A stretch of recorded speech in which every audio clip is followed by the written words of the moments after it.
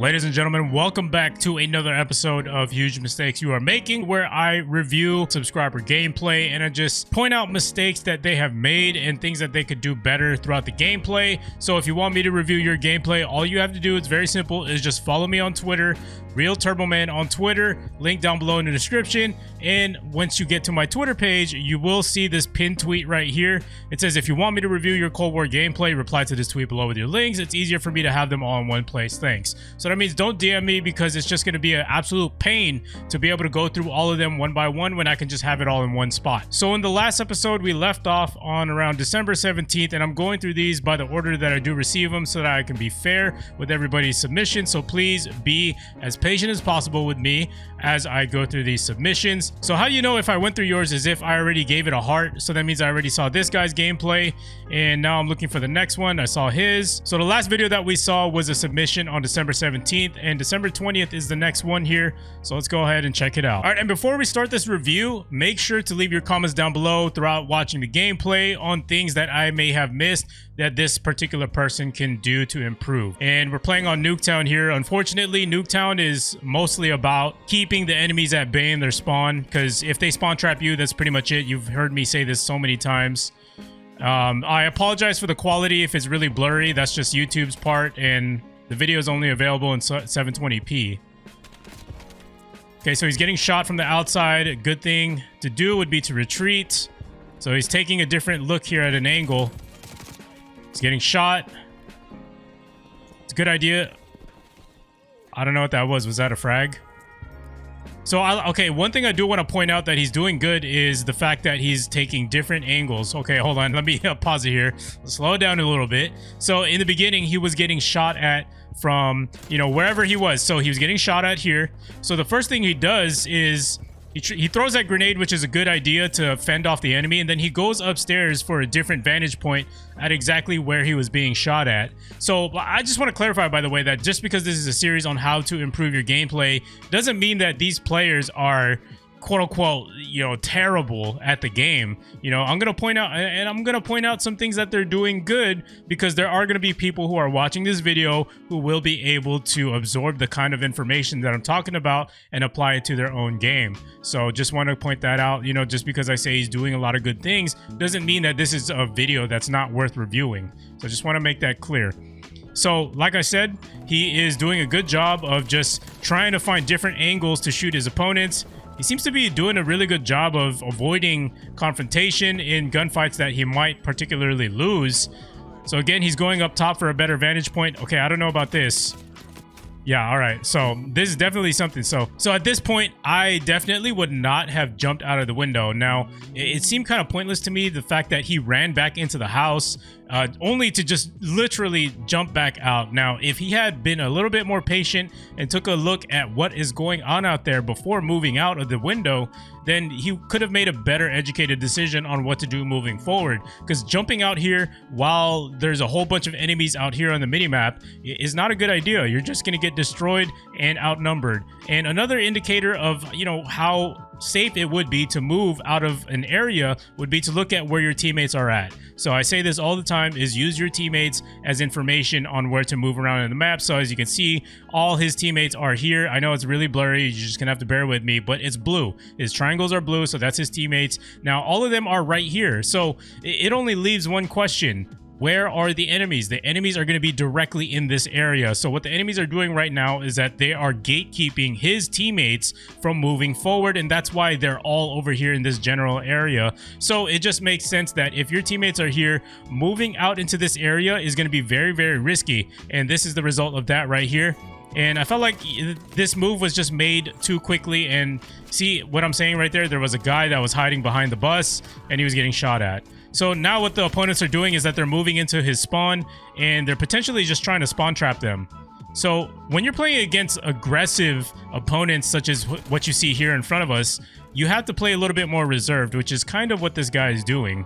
And the reason why is because you want to just let them come to you and you just pick them off. I know it sounds a little scummy, but hey, what are you going to do, right? Are you going to be constantly rushing and dying all the time? Or are you actually going to give yourself a chance to get some kills and then hopefully rack up the streaks to control the game? So, you know, there's really nothing to explain right there. He just spawned right behind the opponents. And spawn flipping is definitely something that happens frequently. So I'm not sure where that opponent came in from, but he was probably, you know, camping in this yellow house somewhere, and he probably heard him. I don't know if he's wearing Dead Silence or Ninja or not, but that's a possibility that he heard him. Okay, so his teammate just died right behind him. Okay, so one thing I can, okay, sorry if the commentary seems 100 miles an hour when I'm just trying to keep up with the video, because this guy is literally, quite literally, rushing really hard. So let's go ahead and rewind back here. So he pre-aims. That's good. It's clear. So pay attention to his teammate right here. So his teammate dies right here. So there's an enemy right there, and he's moving so fast to the point where he doesn't even recognize that the enemy is right there in front of him. And look what he does. He just rushes. He grabs the tags. Nothing wrong with that. But at the same time, you're letting the opponents know where you're at. So, as a result, maybe they saw him where he went and they went ahead and shot him in the back. But in that case, I would have just stayed in the middle part of the map instead of pushing up, because I knew that I got seen by the opponents. And it's just not a good idea. Traveling on the outskirts of the map is also a good idea on Nuketown to avoid being shot, you know, by somebody camping in the window. But in this particular situation, it would be a better idea to stay in the middle of the map and let the opponents come and rush at you. Because what happens is when you're doing this is that you're leaving yourself exposed to somebody who's in this lane of the map as well as this angle right here. So you're pretty much, you know, you have like a, I don't know what the number is, 33% chance of winning a gunfight, and you're just gonna get shot from multiple angles at a time. So, like I said, the opponents are moving 100%, rushing into their spawn, as you can see right there, for example. So, it's easy kills, right? Just let them come to you. Here's another opponent. All right, I'm trying to look for other areas of his game that he can improve. So, his movement is very cracked. I will say that. Like, he has pretty good movement. I'm not sure what his experience is for Call of Duty. Okay, another thing. Okay, that was a good kill, but it's still risky. They could be behind you. I think the enemies are going to spawn behind you. You might get shot in the back. Okay, one little trick to tell which way the enemies are coming in from is if you're standing here in the middle of the map and you have a bunch of teammates here, 100% the opponents are going to be right here. So another thing that I did notice is that he chases the kill. When you chase the kill on Nuketown, it's very risky, because when you do that, you leave your back open to get shot. So I just wanted to clear that up before we move on here, because this gameplay is moving very, very fast. All right, so right behind him, it's the opponents are behind him. Definitely got to turn around. There you go. Look at the minimap. Okay, one thing that I also did notice about this specific player is that he probably needs to make it a habit to look at the minimap a lot more frequently, because I'm looking at that minimap and I'm looking at the pings of the purple dots, and there's quite literally an opponent right outside of the window that he could have killed. This should be an easy kill. I would not chase this. I would not chase that. Yes, he might get the kill here, but the reason why I would not go for those kills is because you could get shot from the back. That's the thing about Nuketown. There's somebody chasing him right now. He's probably going to go here. Good kill. I mean, I do like the confidence. We got to give him that. The confidence is pretty amazing, in my opinion. But sometimes having too much confidence can get you killed. That proximity mine is a good placement, but I would rather place it deeper into the house, because if somebody is approaching that doorway, they could easily just avoid it if they see it. He's sneaking up. He's crouching so he doesn't get his footsteps heard. The guy is right behind him. Oh, he got lucky. The strike killed him.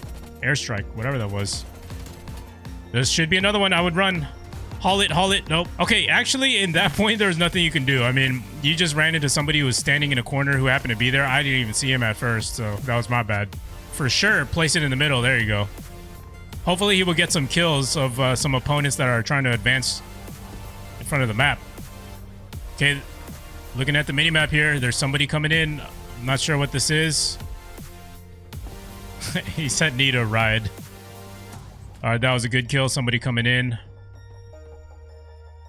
ADS.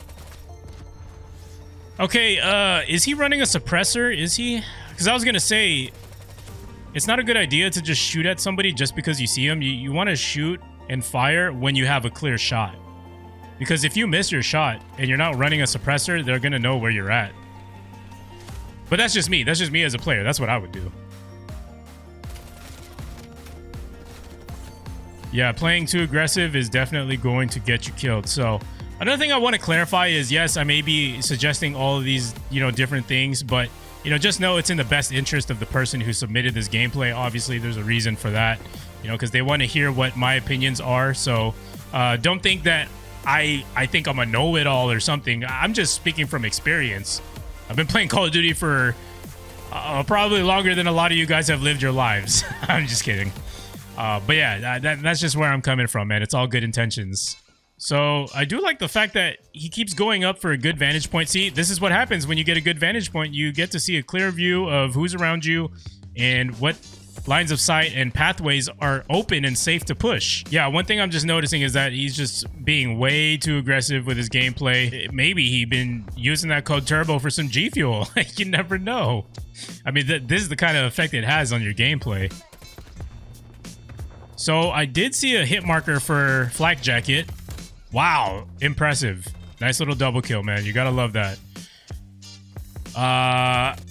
Okay, so here, let me show you something that I personally do. At this point right here, I don't just push right away. I kind of take a peek first, I ADS, and I make sure that it's clear to push that area. Because what happens is if you do this, boom, like you're pretty much in no man's land. You don't really have too much cover out here if there's opponents here, up here in the window, or down here. There's a lot of angles that you can get shot from, and you can tell the theme of what I'm trying to say here is just be a little bit more patient. Patience goes a long way. It's not a race, it's a marathon. So that's the result of that. He's getting shot from the back. Okay. When I'm getting shot from the back here, I stop right here because I'm using this bus. I don't know if you can see it on the minimap. I'm using this bus as cover as I'm getting shot, and then I would stim shot right away, and then I'll wait for whichever direction that the opponent goes into. I know it's easier said than done, but doing this ensures your survival rate to be at an all-time high versus just, running around and taking a chance. So he's going to get shot in the back by the same exact guy who tried to kill him earlier. So it looks like the game is almost coming to an end here. It's a very close match. All right, so that was the end of the match. We're not really going to pay attention too much to the KD here because when you're on Nuketown, anybody can drop a really good gameplay. Anybody can get destroyed on Nuketown. It's all about positioning. So I'm mainly going to talk about positioning here. And the biggest takeaway from this gameplay is just when you're playing against people who are rushing and playing aggressive or holding you in your spawn or area, best thing to do would play a little bit more reserved. Try to take positioning on angles that will allow you to pick off opponents as they come in and get enough kills to get your score streaks to help you push up, advance towards the map. This is probably my third time reviewing a Nuketown video, including my own, and this is the same thing that I say all the time. And matter of fact, I think I will be showing you guys a gameplay on Nuketown of how I play on Nuketown against people and how I gain control of the map. So if you guys are interested in that, make sure to check that video out. Not sure when that video will be up, but we'll be talking about it very soon. So yeah, guys, this was a pretty fast gameplay. Let me know down below in the comments if you found this video helpful, and also let him know what he can do better to improve and things moving forward. What he can do better to improve. If I missed anything, make sure to drop a like. If you want this series to continue, this series is purely just for you guys. So this is all for the community. So if you want me to continue the series, make sure to drop a like on it. Keep showing it some support, and I will continue this series. Make sure to subscribe if you're brand new around here. Join Turbo Nation today. Make it official. Turn on notifications. And I'll see you guys in the next one. Let's go, baby. Yo, what's going on, guys? If you guys are trying to stay connected with me, drop me a follow on Twitter at RealTurboMan right here. Also, if you're on Instagram, I'm also on Instagram as well. Hit me up at RealTurboman_. And lastly, I am on Twitch. If you want to catch me live, twitch.tv/TurboManTTV. Let's get it, baby.